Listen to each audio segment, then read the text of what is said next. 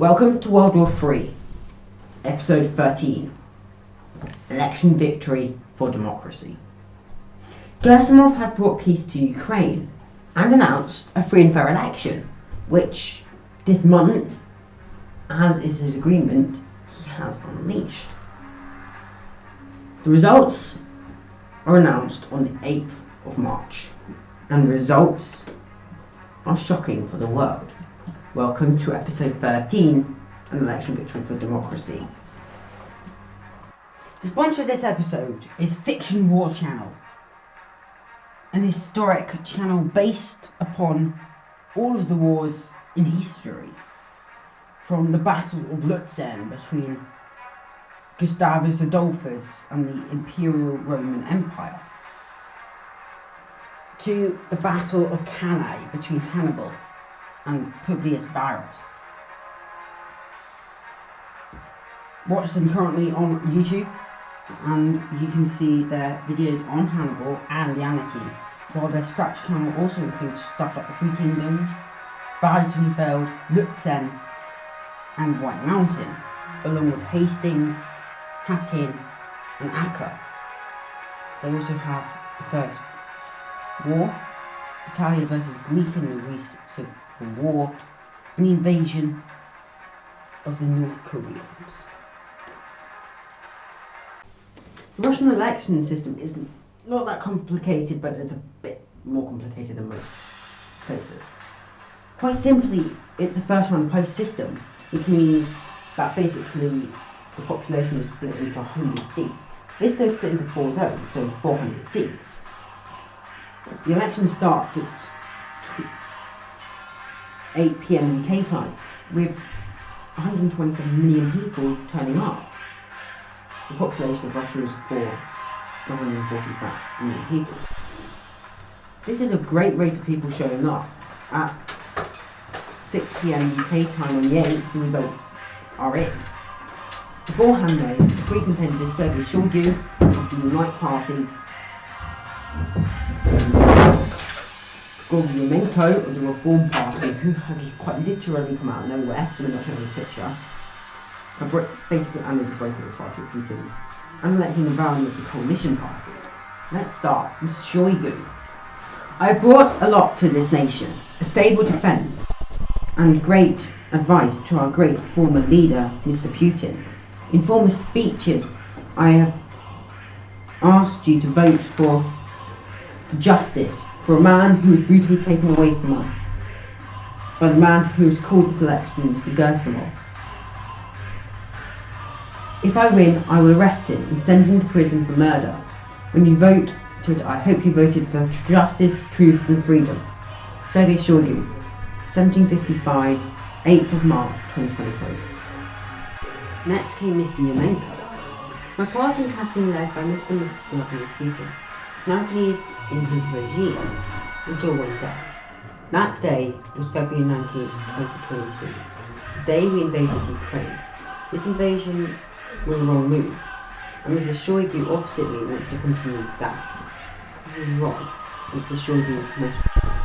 I propose peace in Ukraine, not war. Yes, we should unite, but not in this way. We must be hand to hand and say we are a country where Ukrainians can feel safe. If you voted for me, that can happen. This country deserves me. Gorgy Yemenko, 1755, 8th of February 2023. And now, Navalny. This country has suffered long and hard under the toiling regime of Mr. Putin. He's invaded Syria, Armenia and Ukraine. For what?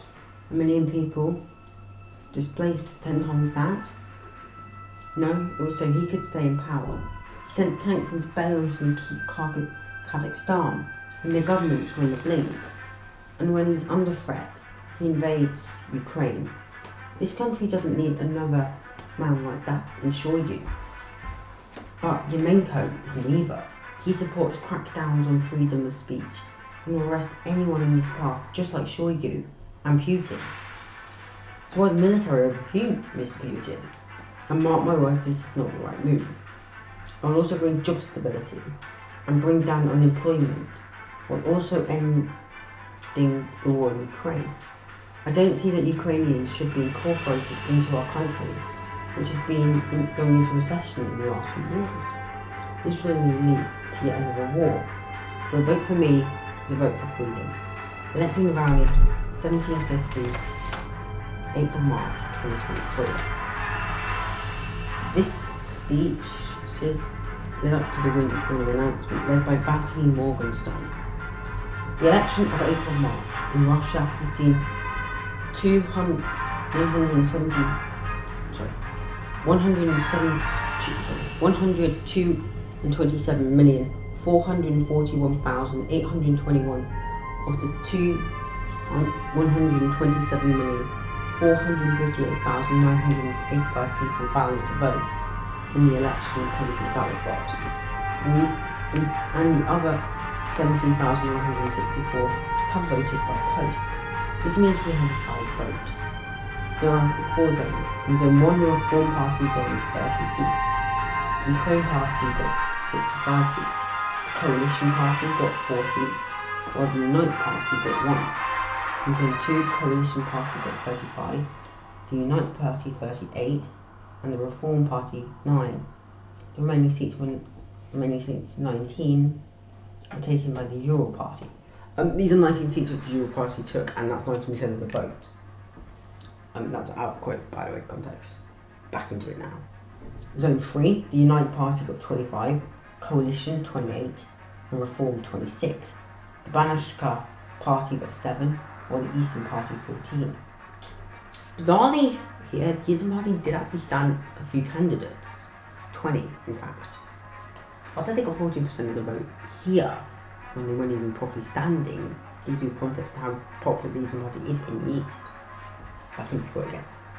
In Zone 4, the Coalition Party got 23, Reform Party 25, and the Unite 26. The remaining seats, another 26, were taken up by the Eastern Party. A coalition therefore has been formed by the Ukraine Party and Reform. This leads up to 155 seats. But the Eastern Party with 40 seats, the Coalition with 90, and Europe with 19, and the rest guys with 7, have formed a coalition of 146. This is one more than a coalition from the Ukrainian Party and the Reform Party. It's because of that electing Navalny's coalition governments, along with the Coalition Party, have been asked to form a government. Thank you. Vasily Morgenstern, 8th of March 2023, 18. With the election of Mr. Navalny, it's expected that a peace deal in Ukraine will be announced soon.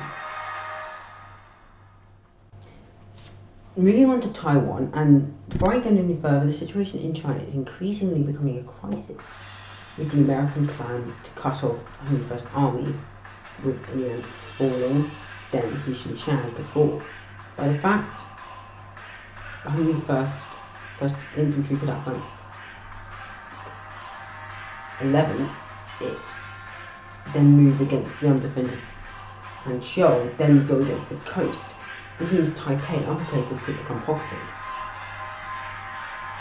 On the 15th, 22nd Infantry attacks Qishan, surprise 4th Infantry as it's organised, and retreat to Ximen. The following day, 572 men joined the 22nd on the 23rd and attacked Ximen.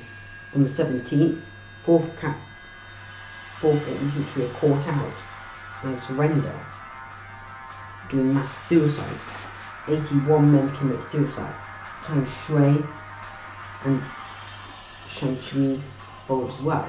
In the south, Yutong is attacked. On the 18th, 8th and 73rd panic and retreat to Yushin Tian.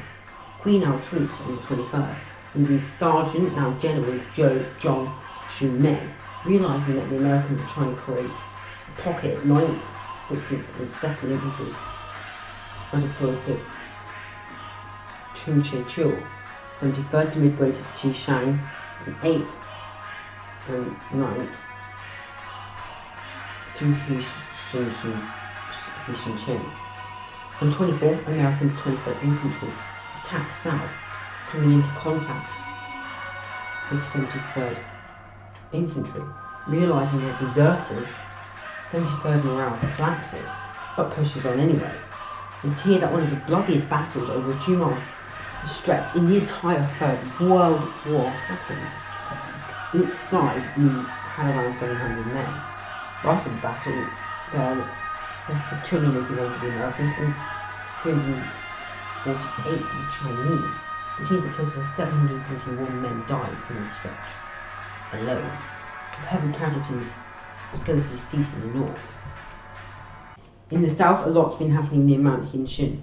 22nd Infantry, 8th and 10th Japanese Infantry attack 8th Tank at Fu Li. On the 28th, with minimal casualties for the Allies, this forces Xia Shang to surrender. This also forces a mass withdrawal.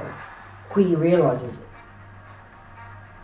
if he defends, the line will fold, will just face mass casualties. So it orders 1st, 4th and 20th armies to reinforce him, moving on to and withdraw to the line. On to politics, and on the 8th, marches are done in Shanghai and Fuzhou. Meanwhile, in Quanzhou, anti-government call for a surrender. Meanwhile, in South America on the 10th, Chinese Vice President Zhou Yingwen arrived and announced a package of aid. This surprises the world as it includes 107 tanks, 1,007 rifles, and 187 aircraft. This will be explained in depth next month. War is dangerous. Many people are understanding. People lose lives, and yet people are volunteering for the army, foolishly. I hate that people are doing this. Please stop getting yourselves killed. Joe Biden, 14th of March 2023.